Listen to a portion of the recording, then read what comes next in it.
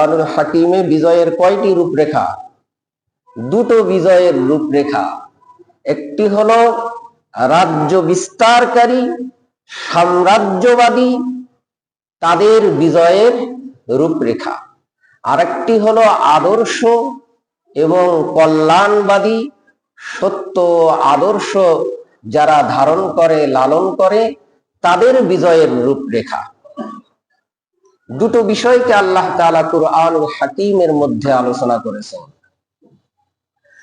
মুসলমান ভাইয়েরা আমার, আল্লাহ সুবহানাহু ওয়া তাআলা কুরআনুল হাকিমের মধ্যে রাজ্য বিস্তারকারী সাম্রাজ্যবাদীদের বিজয়ের রূপরেখা কি হয় আল্লাহ তাআলা কুরআনুল হাকিমের মধ্যে উল্লেখ করেছেন। সূরাতুন নামলটা খুলে দেখুন, 19 নম্বর পারা। আল্লাহ তাআলা বলেন, ইন্নাল মুলুকা ইযা দাখালু ক্বরয়াতান আফসাদুহা ওয়া জাআলু আ'iজ্জাতা আহলিহা ওয়া কাযালিকা ইয়াফআলুন। আল্লাহ তাআলা বলেন, রাজা বাদশারা যখন কোন ভূখণ্ডে প্রবেশ করে সেই ভূখণ্ডকে তারা বিপর্যয় করে ছেড়ে দেয় এবং সেই ভূখণ্ডের মধ্যে যারা সম্ভ্রান্ত সম্মানিত মানুষ যারা এই রাজ্য বিস্তারকারী যারা হয় সাম্রাজ্যবাদী যারা হয় এরা যখন ওই ভূখণ্ডে প্রবেশ করে তখন সেখানকার সম্মানিত মানুষগুলোকে অপমানিত করে ছেড়ে দেয়। ভাইয়েরা আমার, পৃথিবীর ইতিহাস থেকে শুরুর ইতিহাস থেকে আজ পর্যন্ত যেখানে সাম্রাজ্যবাদীদের পতাকা উড্ডয়ন করা হয়েছে সেখানেই দেখবেন দুটো কাজই তারা মূলত করেছে। এক নাম্বার হলো ওই রাজ্যের মধ্যে বিশৃঙ্খলা সৃষ্টি করেছে এবং ওই রাজ্যের মধ্যে যারা সম্মানিত সম্ভ্রান্ত মানুষ তাদেরকে অপমান আর লাঞ্ছিত করে ছেড়ে দেয়। অপরদিকে যারা আদর্শ নিয়ে চলে, যারা সত্য নিয়ে চলে, যারা মুসলমান দিন যাদের মূল লক্ষ্য, এরা যদি কোনো রাষ্ট্রের মধ্যে যদি প্রতিষ্ঠিত লাভ করে আল্লাহ তাআলা বলেন, হুম ফিল আরদি আকামুস সালাহ, আমি আল্লাহ তাআলা তাদেরকে যদি কোন রাষ্ট্রের মধ্যে বিজয়ী করি প্রতিষ্ঠিত দান করি আল্লাহ তাআলা বলেন তারা এক নম্বরে যেই কর্মসূচি পালন করে তা হলো ওই রাষ্ট্রের মধ্যে সর্বপ্রথম নামাজকে কায়েম করে দেয়। তাদের এক নম্বর কর্মসূচি কি? নামাজকে কায়েম করে দেওয়া। 2 নাম্বার হলো যাকাত আদায় করা। 3 নাম্বার হলো ওয়া আমারু বিল মারুফ, তারা সৎ কাজের আদেশ প্রদান করে, ওয়া নাহাউ আনিল মুনকার, এবং অসৎ অন্যায় কাজে তারা বাধা প্রদান করে। তাহলে মুসলমানদের বিজয়ের কর্মসূচি কয়টা? কোন রাষ্ট্রে যখন তারা প্রতিষ্ঠা লাভ করে আল্লাহ তাআলার পক্ষ থেকে তখন তারা সেখানে 4 দফা কর্মসূচি বাস্তবায়ন করে। মুসলমান ভাইয়েরা আমার, এই যে স্বাধীনতা সার্বভৌমত্ব এই যে বিজয়, এই বিজয় এটা কার দান? জোরে বলুন। এই বিজয় এবং স্বাধীনতা এটা কার দান? এটা একমাত্র শুধুমাত্র আল্লাহ তাআলার দান। আল্লাহ তাআলা যদি কোনো জাতিকে যদি বিজয় এবং স্বাধীনতার নিয়ামত দান না করেন কশিন কালেও যুগের পর যুগ চলে যাবে ওই জাতি কখনো স্বাধীনতার নিয়ামত পাবে না। ভাইয়েরা আমার, এই যে বিজয় এবং স্বাধীনতা সার্বভৌমত্ব এটি যে আল্লাহ সুবহানাহু ওয়া তাআলার দান, এটা যে আমার আপনার বুদ্ধি বলে আসে নাই, এটা আপনার আমার কৌশলের মাধ্যমে অর্জিত হয় নাই, এটা যে কেবলমাত্র শুধুমাত্রই আল্লাহ তাআলার দান। আল্লাহ তাআলা সেদিকে ইঙ্গিত করে বলেন, আল্লাহ তাআলা বলেন, ওয়া ইন তাআযানা ربكم لئن شكرتم لأزيدنكم ولئن كفرتم إن عذابي لشديد। আল্লাহ তাআলা বনি ইসরাইল গণকে ফিরাউনের কবল থেকে, ফিরাউনের নির্যাতন আর নিপীড়ন থেকে আল্লাহ তাআলা স্বাধীনতার নিয়ামত দান করেছিলেন। আল্লাহ তাআলা সেই ঘটনাকে কোট করে আল্লাহ তাআলা বলেন, স্মরণ করুন সেই সময়ের কথা যখন আল্লাহ তাআলা এই ঘোষণা করলেন যে লাইন শাকারতুম লাআযীদান্নাকুম, যদি তোমরা কৃতজ্ঞ হও, যদি তোমরা শুকর আদায় করো, তাহলে আমি আল্লাহ তাআলা তোমাদেরকে নিয়ামত আরো বৃদ্ধি করে দেব। অপরদিকে আল্লাহ তাআলা বলেন, আর যদি তোমরা নিয়ামতের অশুকরিয়া করো, অকৃতজ্ঞ হও, তাহলে জেনে রাখো নিশ্চয় অবশ্যই আমার শাস্তি বড় কঠিন। তাহলে স্বাধীনতার নিয়ামত, বিজয়ের এই নিয়ামত কে দান করেন? আল্লাহ তাআলা। আপনারা মনে হয় শতভাগ একমত হতে পারতেছেন না যে এই বিজয় আল্লাহ তাআলারই দান। এ ব্যাপারে কি আপনারা একমত না দ্বিমত? এই যে আমরা আওয়াজ করতে পারি না, আল্লাহ তাআলা সে কথাটাকেই উল্লেখ করে বলেন কুরআনুল হাকিমের মধ্যে। আল্লাহ তাআলা বলেন, ফাইযা মাসাল ইনসানা দুররুন দাআনা। আল্লাহ তাআলা বলেন, যখন তাদেরকে কষ্ট দুঃখ স্পর্শ করে, কষ্ট এবং দুঃখ তাদেরকে স্পর্শ করে বসে, তখন দানা, তখন তারা আমি আল্লাহ তাআলাকে ডাকতে শুরু করে দেয়। আল্লাহ তাআলা বলেন, সুম্মা ইযা খাওয়াল্লাহু নি'মাতাম মিন্না, আর যখন আমি আল্লাহ তাআলা আমার পক্ষ থেকে কোন নিয়ামতটাকে দান করি, সঙ্গে সঙ্গে বান্দাগুলো বেঁকে বসে। তারা কি বলে? ক্বালা ইন্নামা উতীতুহু আলা ইলম। তারা বলে, এই যে নিয়ামত, এই নিয়ামত আমার বুদ্ধি বলে, আমার জ্ঞানের জোরে আমি আদায় করে নিয়েছি। তখন আর আল্লাহ তাআলার কথা স্মরণে থাকে না, আল্লাহ তাআলাকে ভুলে যায়। কিন্তু যখন কষ্ট পড়ে যায়, যখন মুসিবতের মধ্যে থাকে, তখন একনিষ্ঠভাবে শুধু মুসলমানরাই নয়, বেঈমান কাফেররাও দেব দেবী আর মূর্তিকে নয়, ডাকে একমাত্র কাকে? আল্লাহ তাআলাকে ডাক দেয়। আল্লাহ তাআলা যখন বিপদ থেকে তাকে যখন পরিত্রাণ দিয়ে দেয়, তখন সে আল্লাহ তাআলার কথা ভুলে যায়। তখন সে মনে করে সব কিছুই আমি আমার মেধা বলে, আমার জ্ঞান বলে, আমার শক্তি বলে, আমার কৌশলের কারণে আমি অর্জন করেছি, এর পিছনে আল্লাহ তাআলার কোনো হাত নাই। নাউযুবিল্লাহি মিন যালিক। সম্মানিত সুধী, নিয়ামতের কৃতজ্ঞতা প্রকাশের কয়েকটি পর্যায় রয়েছে।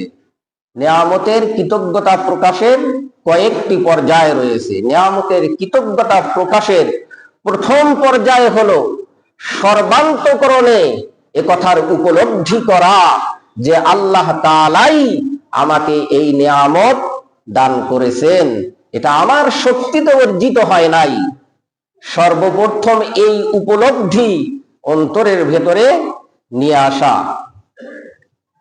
2 নাম্বার, নিয়ামতের কৃতজ্ঞতা প্রকাশের দ্বিতীয় পর্যায় হলো যে মন এবং মুখ দিয়ে সেই নিয়ামতের কথা স্বীকার করা, উচ্চারিত করা। এই নিয়ামতের পিছনে যদি অন্য কারো হাত থাকে তারও স্বীকারোক্তি দেওয়া, স্বীকৃতি দেওয়া। মনে করুন জাতিগতভাবে কিংবা ব্যক্তিগতভাবে আমি আজ যেই পর্যায়ে এসেছি, আপনি যেই পর্যায়ে আছেন, আমরা জাতিগতভাবে যেই পর্যায়ে আসছি, প্রত্যেকটা নিয়ামতের পিছনে বহু মানুষের হাত থাকতে পারে, হাত থাকতে পারে না?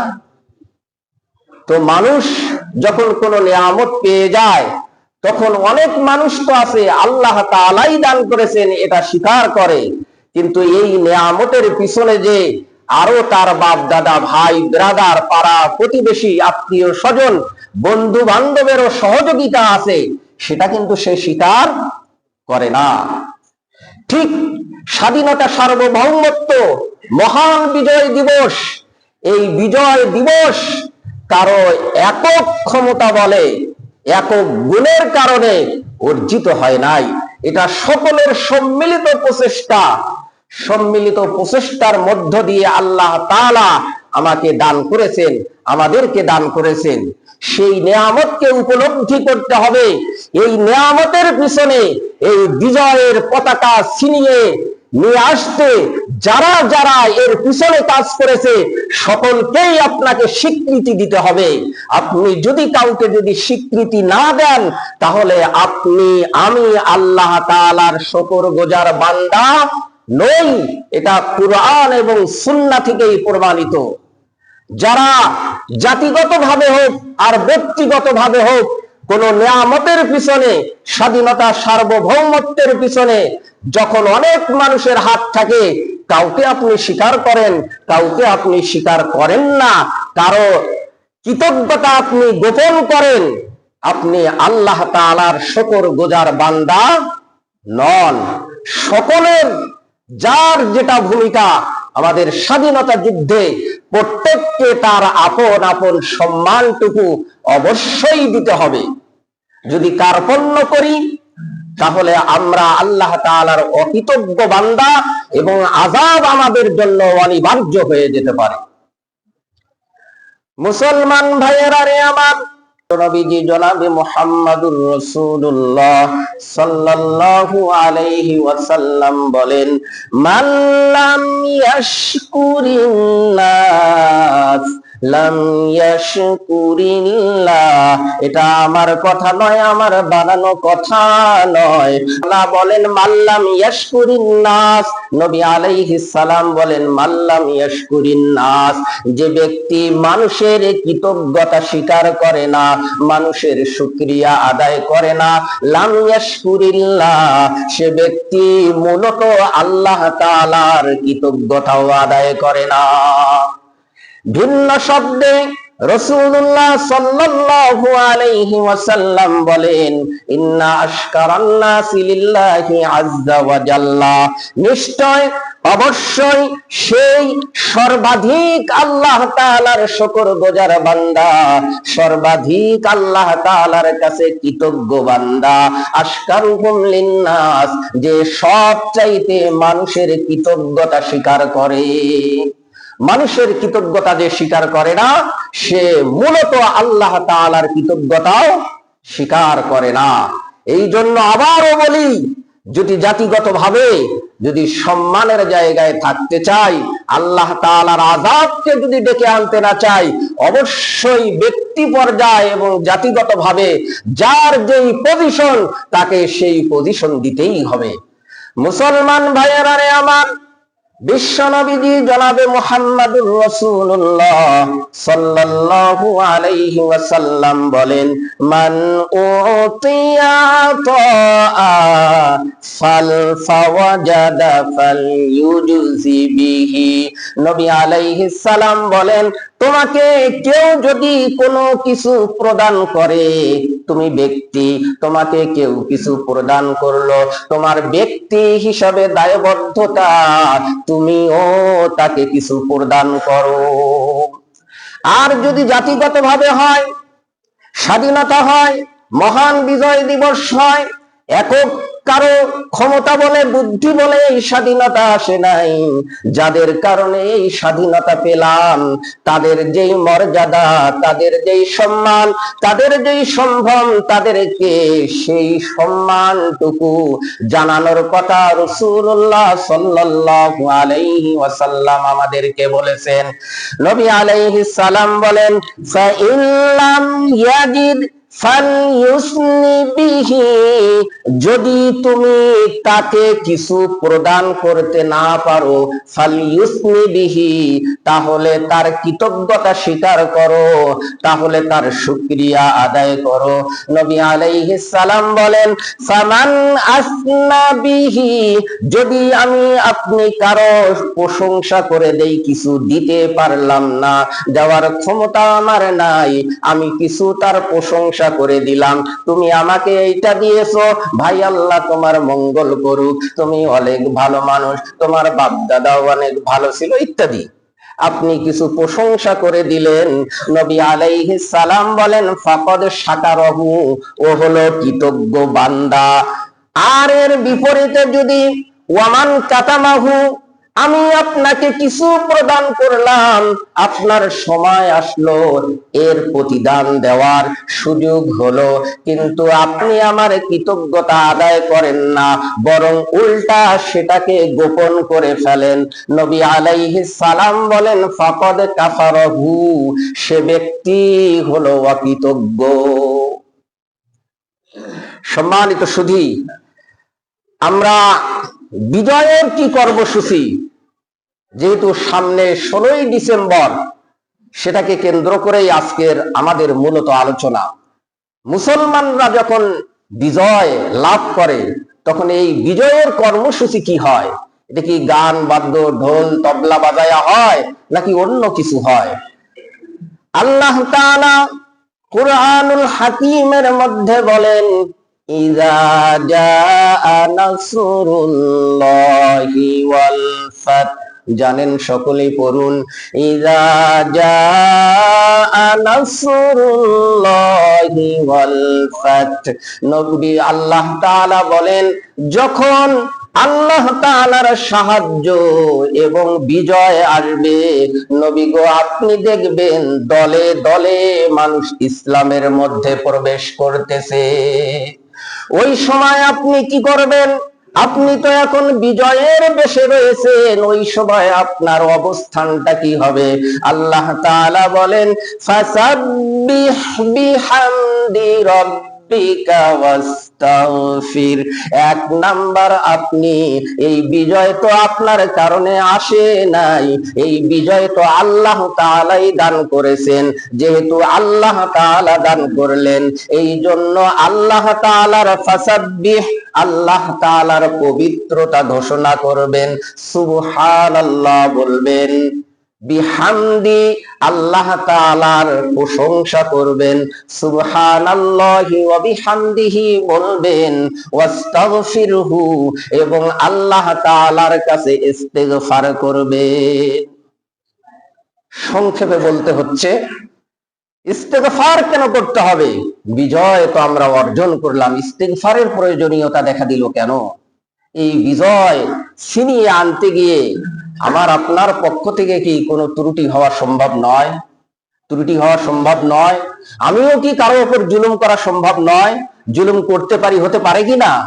নানা ধরনের সমস্যা হতে পারে। এই জন্য আল্লাহ তাআলা বলেন যে আপনি ইস্তিগফার করুন।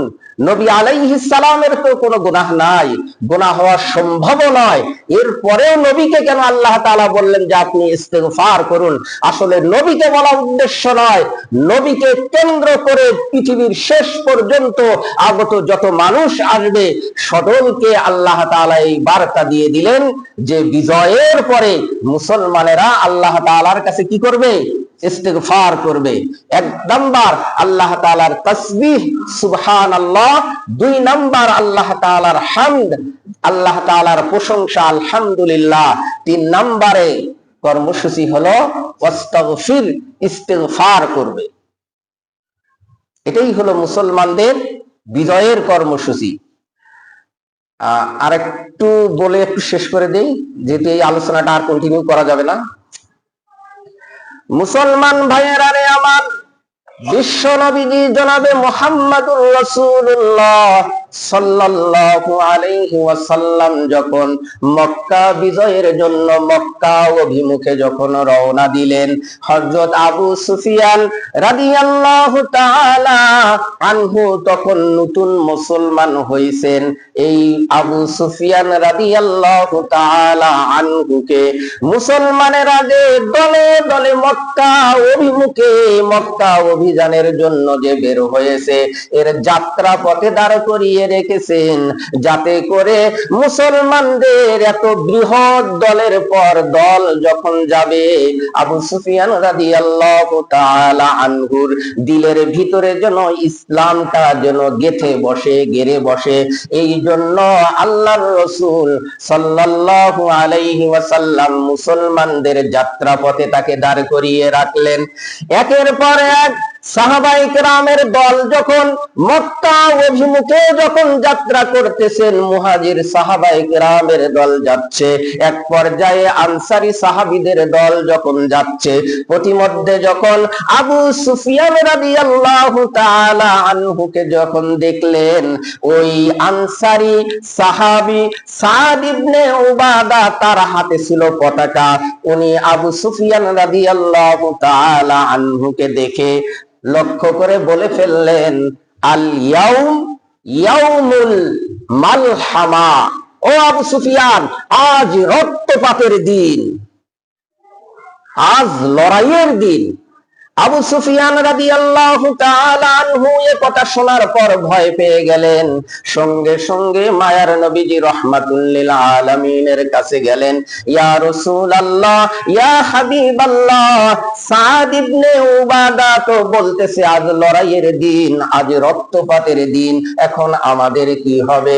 বিশ্ব নবীজি জনাবে মুহাম্মাদুর রাসূলুল্লাহ সাল্লাল্লাহু আলাইহি ওয়াসাল্লাম বলেন, সাদ ভুল বলে, আজ রক্তপাতের দিন নয়, আজ লড়াইয়ের দিন নয়, ইয়াউমুল মারহামা, আজ দয়া এবং করুণা দেখানোর দিন। সম্মানিত সুধী, রাসূল করিম সাল্লাল্লাহু আলাইহি ওয়াসাল্লাম যখন কাবা ঘরে আসলেন, কাবা ঘরের দরজায় দাঁড়িয়ে রাসূল করিম সাল্লাল্লাহু আলাইহি ওয়াসাল্লাম সকলকে লক্ষ্য করে বললেন যে তোমরা আজ মুহাম্মাদুর রাসূলুল্লাহ সাল্লাল্লাহু আলাইহি ওয়াসাল্লামের কাছ থেকে কেমন আচরণ প্রত্যাশা করো? তখন একজনে বলে উঠলেন যে আপনি হলেন আমাদের সম্মানিত ভাই, আপনি আমাদের উত্তম ভাই, আপনি আমাদের উত্তম ভ্রাতুষ্পুত্র, আমরা আপনার কাছ থেকে উত্তম আচরণটাই কামনা করি, প্রত্যাশা করি। রাসূল করিম সাল্লাল্লাহু আলাইহি ওয়াসাল্লাম বলেন, আজ আমি তোমাদেরকে ওই কথাই বলবো যেই কথাটা হযরত ইউসুফ আলাইহিস সালাম তার ভাইদেরকে বলেছিলেন, লা তাসরিবা আলাইকুমুল ইয়াউম, আজ তোমাদের প্রতি আমার কোনো অভিযোগ নাই।